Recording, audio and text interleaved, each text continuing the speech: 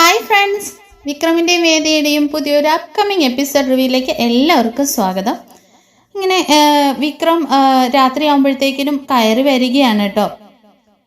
അപ്പോഴേക്കും വേദ പറയുന്നുണ്ട്, അതെ അമ്മ ഫുഡ് എടുത്ത് വെച്ചിട്ടുണ്ട്, കഴിച്ചിട്ട് പോ എന്ന് പറയുമ്പോഴേക്കും വിക്രം പറയുന്നുണ്ട്, നിന്റെ ഒത്താശയൊന്നും എനിക്ക് വേണ്ട, എനിക്ക് ആഹാരം വേണ്ട എന്നും പറഞ്ഞിട്ട് അവൻ മുറിയിലേക്ക് കിടക്കാൻ പോവുകയാണ് കേട്ടോ.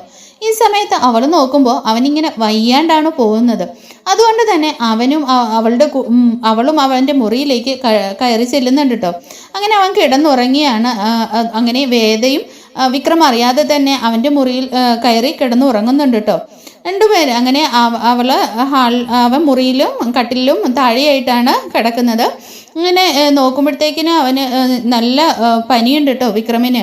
രാത്രിയാകുമ്പോഴത്തേക്കിന് അവളിങ്ങനെ തൊട്ട് നോക്കുന്നുണ്ട്, അവനിങ്ങനെ തട്ടി വിളിക്കുന്നുണ്ട്, നിങ്ങൾക്ക് നല്ല പനിയുണ്ട്, ഒരു മരുന്ന് തരട്ടെ, അത് കഴിക്കാമോ എന്ന് ചോദിക്കുമ്പോഴത്തേക്കിനും വിക്രം പറയുന്നുണ്ട്, എനിക്കൊന്നും വേണ്ട നിന്റെ മരുന്ന്, എൻ്റെ മുറിയിൽ കയറാൻ നിന്നോട് ആരാ പറഞ്ഞത്, ഇറങ്ങി പോടിയെന്ന് പറയുകയാണ് കേട്ടോ. അതെ, കൂടുതൽ വാശിയൊന്നും കാണിക്കണ്ട, നല്ല പനിയുണ്ട്, ഇങ്ങനെ പോയാലേ ബോധം കെട്ടു പോകും, നല്ല വീരശൂര പരാക്രമി, മറ്റുള്ളവരെ തല്ലിത്തോപ്പിക്കുന്ന ആളെ പനി വന്നപ്പോൾ ബോധം കെട്ടുപോയെന്ന് നാട്ടുകാരെ കൊണ്ട് പറയിപ്പിക്കണോ എന്നൊക്കെ ഇങ്ങനെ ചോദിക്കുന്നുണ്ട് കേട്ടോ. അങ്ങനെ വേദ ഇങ്ങനെ കളിയാക്കി ചോദിക്കുന്നുണ്ട്. അപ്പോഴത്തേക്കിനും വിക്രം പറയുന്നുണ്ട്, എനിക്ക് ഇച്ചിരി സ്വസ്ഥത തരുമോ എന്ന് പറഞ്ഞിട്ട് തിരിഞ്ഞു കിടക്കുകയാണ് കേട്ടോ. ഇതേ സമയത്ത് തന്നെ അവൾ അടുക്കളയിൽ പോയിട്ട് അവന് ചുക്ക് കാപ്പി ഉണ്ടാക്കുന്നുണ്ട്.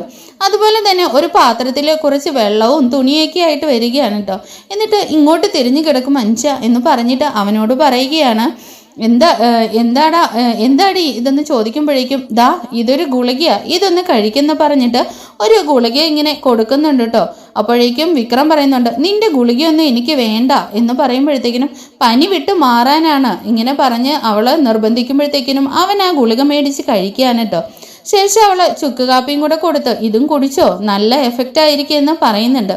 അങ്ങനെ അവൻ കിടക്കുമ്പോഴേക്കും അവൾ ആ തുണി വെള്ളത്തിൽ മുക്കിയിട്ട് അവൻ്റെ നെറ്റിയിലേക്ക് ഇങ്ങനെ വെച്ച് കൊടുക്കുന്നുണ്ട്.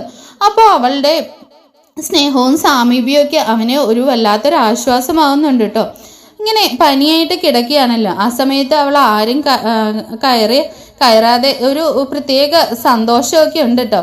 അത് തന്നെയാണ് അവനും തോന്നിക്കുന്നത്. അവനിങ്ങനെ മിണ്ടാതെ അവൻ കിടക്കുകയായിരിക്കും. ഈ സമയത്ത് വേദ ഒരു സോറിയൊക്കെ ചോദിക്കുന്നുണ്ട് കേട്ടോ. വലിയ സന്തോഷമാവുന്നുണ്ട് കേട്ടോ. അങ്ങനെ വേദ വെള്ളം വേണമെന്നൊക്കെ ഇങ്ങനെ ചോദിച്ചിട്ട് വെള്ളമൊക്കെ ചൂടാക്കി കൊടുക്കുകയും ആ നനഞ്ഞ തുണി ഉണങ്ങുമ്പോൾ തന്നെ തുണി മാറ്റിയിട്ട് കൊടുക്കുകയൊക്കെ ചെയ്യുകയാണ്. അങ്ങനെ വേദവൻ്റെ അടുത്ത് തന്നെ ഇരിക്കുകയാണ് കേട്ടോ. ഇടയ്ക്ക് രാത്രിയിൽ വിക്രം ഉണർന്നു നോക്കുമ്പോഴും വേദ ഇങ്ങനെ തൻ്റെ അടുത്ത് കസേരയിൽ തന്നെ ഇരിക്കുകയായിരിക്കും.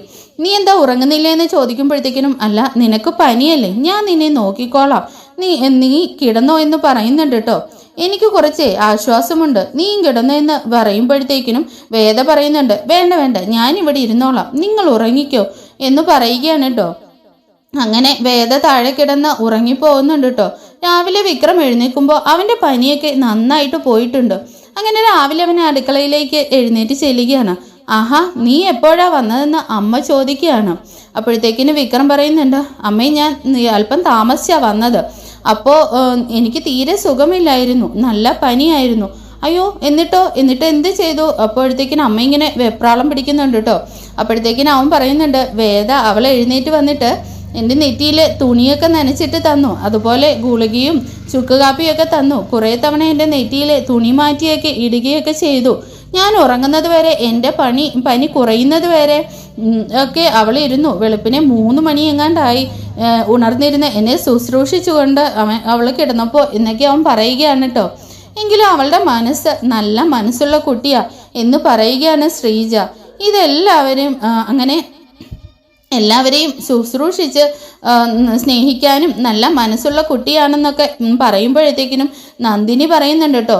ഓ, അതെല്ലാം അവളുടെ അഭിനയമാടാ, നിന്റെ മനസ്സിലെ കയറിപ്പറ്റാനും നിന്റെ റൂമിൽ കയറിപ്പറ്റാനും ഒക്കെ അവൾ കാണിക്കുന്ന അടവാ അതൊക്കെ എന്നിങ്ങനെ നന്ദിനി പറയുന്നുണ്ട് കേട്ടോ.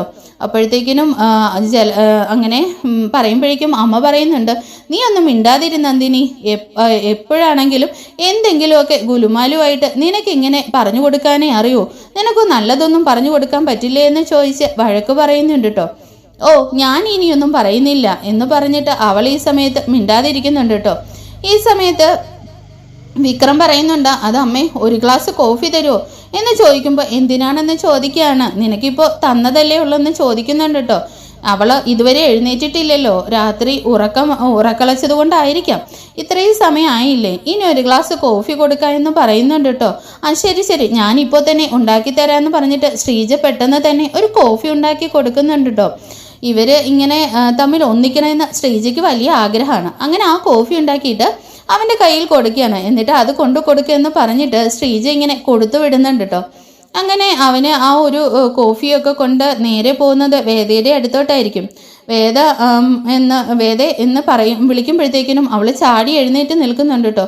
അയ്യോ ഇത്തിരി ഉറങ്ങിപ്പോയി എന്ന് പറഞ്ഞ് വേദ ഇങ്ങനെ എഴുന്നേൽക്കുമ്പോഴത്തേക്കിനും അത് സാരയില്ല, ഇന്നലെ ഒരുപാട് ലേറ്റായിട്ടല്ലേ നീ ഉറങ്ങിയത്, അതുകൊണ്ടായിരിക്കും എന്ന് പറഞ്ഞ് ആ കോഫി അവൻ അവൾക്ക് കൊടുക്കുന്നുണ്ട് കേട്ടോ. ഇതെന്താ കോഫിയൊക്കെ രാത്രിയിൽ എനിക്ക് പനിയായിരുന്നപ്പോൾ കോഫിയൊക്കെ ഇട്ട് തന്നതല്ലേ, ശുശ്രൂഷിച്ചതൊക്കെ അല്ലേ, അതിൻ്റെ പ്രതിഫലമാണെന്ന് കൂട്ടിയാൽ മതി എന്ന് പറഞ്ഞിട്ട് വിക്രം അവൾക്ക് കോഫി കൊടുക്കുന്നുണ്ട്. അങ്ങനെ അവൾ ആ കോഫിയൊക്കെ കുടിച്ചിട്ട് താങ്ക്സ് ഒക്കെ പറയുന്നുണ്ട് കേട്ടോ. അങ്ങനെ അവിടെ നിൽക്കുന്ന സമയത്ത് അവൻ അടുത്തേക്ക് വരുന്നുണ്ട്. ഇത് കാണുമ്പോഴത്തേക്കിനും വേദയ്ക്ക് പേടിയാവുന്നുണ്ട് കേട്ടോ. അവളിങ്ങനെ പിറകോട്ട് പോകുമ്പോഴേക്കും എന്താന്നൊക്കെ ചോദിക്കുകയാണ്. അവന് അപ്പോഴത്തേക്കിനും ഒന്ന് കോഫി കുടിച്ച ഗ്ലാസ് വാങ്ങിക്കൊണ്ട് പോവാനായിട്ടാണ് എന്നിങ്ങനെ വിക്രം പറയുന്നുണ്ട് കേട്ടോ. അപ്പോഴത്തേനും വേദയോർത്തു തന്നോട് എന്തെങ്കിലും ദേഷ്യമായിട്ട് പെരുമാറാനായിരിക്കും അടുത്തേക്ക് വന്നതെന്നുള്ള ടെൻഷനിലാണ് കേട്ടോ. അങ്ങനെ ഈ സമയത്താണെങ്കിൽ അവൻ ആ ഗ്ലാസ്സും വാങ്ങിച്ചുകൊണ്ട് ചിരിച്ചുകൊണ്ട് പുറത്തേക്ക് പോവുകയാണ് കേട്ടോ. അങ്ങനെ പതിയെ വിക്രമിനെ മനസ്സിലാക്കി വേദയുടെ മനസ്സിലേക്ക് വിക്രവും കയറിക്കൂടുന്നുണ്ടോ. അങ്ങനെ ക്ലാസ്സും കൊണ്ട് പുറത്തേക്ക് ചിരിച്ചുകൊണ്ട് ഇറങ്ങി വരുന്ന കാണുമ്പോഴത്തേക്കിനും അമ്മയാണെങ്കിൽ ശ്രീജേനെ ഒന്ന് ഇങ്ങനെ തോണ്ടിയിട്ട് കാണിച്ചു കൊടുക്കുന്നുണ്ട് കേട്ടോ. അങ്ങനെ രണ്ടുപേരും ചിരിക്കുന്നുണ്ട്. അങ്ങനെ വേദ അവിടെ നിന്ന് ഇറങ്ങിപ്പോയിട്ട് കുളിയൊക്കെ കഴിഞ്ഞ് വരുന്നുണ്ട് കേട്ടോ. ഈ സമയത്ത് ഗ്ലാസ് കൊണ്ട് കൊടുത്തിട്ട് വിക്രം അവിടെ നിന്ന് പോകുന്നുണ്ട്. ശ്രീജി ആണെങ്കിൽ അമ്മയുടെ അടുത്തേക്കും പോകുന്നുണ്ട്. കണ്ടില്ലേ, അവളോട് ചെറിയൊക്കെ ഇഷ്ടമൊക്കെ തോന്നി തുടങ്ങിയിട്ടുണ്ടല്ലേ അമ്മയെന്ന് ശ്രീജ പറയുമ്പോഴേക്കും അവൾ നല്ല കുട്ടിയാ, നല്ല പഠിത്തവും നല്ല അറിവും ഉള്ള കുട്ടിയാ, എല്ലാവരെയും സ്നേഹിക്കാനും മനസ്സുണ്ട്, ഇത്രയും കോടീശ്വരിയായ ഒരു പുത്രിയല്ലേ, അതിൻ്റെ എന്തെങ്കിലും ഒരു പള്ളോ അവൾ ഒന്നും മറ്റും അവൾ കാണിക്കാറേ ഇല്ലല്ലോ, എല്ലാവരോടും എന്ത് സ്നേഹമാ കുട്ടിക്ക്, അത് തന്നെ വലിയൊരു അനുഗ്രഹമല്ലേ എന്ന് ചോദിക്കുകയാണ് കമല. അപ്പോഴത്തേക്കിനും മാഷ് പറഞ്ഞതുപോലെ എൻ്റെ മനസ്സിലിപ്പോൾ അവളോട് ഇഷ്ടമൊക്കെ തോന്നി തുടങ്ങിയോ, എൻ്റെ മോനെ നന്നാക്കാൻ വേണ്ടിയിട്ടായി വന്ന മാലാഖയാണ് എന്ന് കമല ഇങ്ങനെ ശ്രീജയോടായിട്ട് പറയുന്നുണ്ട് കേട്ടോ. അപ്പോഴത്തേക്കിന് ശ്രീജ പറയുന്നുണ്ടേ, അതെ അമ്മ മതി നിർത്തിക്കോ, അച്ഛനെ ഇതൊന്നും കേൾക്കണ്ട, ഇത് കേട്ടാ പിന്നെ അത് മതി എന്ന് പറയുന്നുണ്ട് കേട്ടോ. അങ്ങനെ ശരിയാ, എന്നോട് മാഷ് ആദ്യ ദിവസം തന്നെ അത് തന്നെയാ നിന്റെ മനസ്സിലെ ഒരു തോന്നലുണ്ട്, അത് ആ കുട്ടി നിന്റെ സ്വന്തം മരുമകളാണെന്ന്, ആ തോന്നലൊന്നും വേണ്ടെന്നാ പറഞ്ഞേക്കുന്നത്, എൻ്റെ മോൻ്റെ സ്വഭാവമൊക്കെ മാറും എന്നുണ്ടെങ്കിലേ അതിപ്പോൾ വലിയൊരു സന്തോഷമല്ലേ എന്നൊക്കെ ഇങ്ങനെ കമലാമ്മ പറയുന്നുണ്ട് കേട്ടോ. ഇങ്ങനെ ഈ സമയത്താണെങ്കിൽ നമ്മുടെ ശ്രീജയുടെ ഹസ്ബൻഡ് വിളിക്കുന്നുണ്ട് കേട്ടോ. അവളെ എന്താന്ന് വെച്ച് മുറിയിലേക്ക് പോകുമ്പോഴേക്കും ഇതുവരെ ഒരു കോഫി ആയില്ലേ എന്ന് ചോദിക്കുന്നുണ്ട്. ശ്രീജ പറയുകയാണ്, വെളുപ്പിനെ എഴുന്നേറ്റ് ഞാൻ ഈ വീട്ടിലെ ജോലിയൊക്കെ ചെയ്ത് മടുത്തു, ഇപ്പോഴും ഞാൻ അടുക്കളയിൽ നിൽക്കുകയാണ്, നിങ്ങളിവിടെ ചുമ്മാ ഇരിക്കുകയല്ലേ, വല്ല ജോലിക്കും പോയിക്കൂടെ എന്ന് പറയുമ്പോഴത്തേക്കിനും അതൊക്കെ വലിയ കഷ്ടപ്പാട് പിടിച്ച പണിയാ എന്നിങ്ങനെ പറയുമ്പോഴത്തേക്കിനും അതെ ചുമ്മാ ഇങ്ങനെ ഇരുന്ന് എന്നെ എന്തെങ്കിലും കുറ്റം പറഞ്ഞുകൊണ്ടിരിക്കാനേ ഞാൻ എന്തെങ്കിലും മെഷീനാണോ എന്നൊക്കെ ഇങ്ങനെ ശ്രീജ പറയുന്നുണ്ട് കേട്ടോ. അതെ, എന്നിട്ട് ഇങ്ങനെ പറയുമ്പോഴത്തേക്കിനും വിശ്വം പറയുന്നുണ്ട്, എനിക്ക് ഒരമണിക്കൂർ കൂടി ഉറങ്ങണം, നല്ല ക്ഷീണമുണ്ട്, നീ ഒരു കോഫി കൊണ്ടുവാ, എന്നിട്ട് ഞാൻ കുറച്ച് നേരം കൂടി കിടന്നുറങ്ങട്ടെ എന്ന് വിശ്വം പറയുന്നുണ്ട് കേട്ടോ. അപ്പോഴത്തേക്കിനും ശ്രീജ പറയുന്നുണ്ട്, നാണുണ്ടോ നിങ്ങൾക്കിങ്ങനെ, സമയം 9 ഇനി ഉറങ്ങാൻ പോവാണോ, ബ്രേക്ക്ഫാസ്റ്റിനുള്ള സമയമായി. അയ്യോ നീ പറഞ്ഞപ്പോഴോർത്തെ ബ്രേക്ക്ഫാസ്റ്റ് ആവാറായില്ലേ, എന്നാ നീ പെട്ടെന്ന് എടുത്തു വെക്ക്, ഞാൻ ഇപ്പോൾ തന്നെ വരാമെന്നിങ്ങനെ പറയുന്നുണ്ട് കേട്ടോ വിശ്വം. ഇങ്ങനെ നാണം കേട്ട ഒരു മനുഷ്യൻ, കഴിക്കുക ഉറങ്ങുക വെറുതെ ഇരിക്കുക ഇത് മാത്രമാണ് എന്ന് ഇങ്ങനെ പറഞ്ഞിട്ട് ഒരു ജോലിക്കും പോകാതെ ഇങ്ങനെ കിടന്ന് ഉറങ്ങിയാണ്, എന്താ ഇങ്ങനെ എന്ന് പറഞ്ഞിട്ട് അവിടെ നിന്ന് ശ്രീജ ദേഷ്യപ്പെട്ട് പോകുന്നുണ്ട് കേട്ടോ.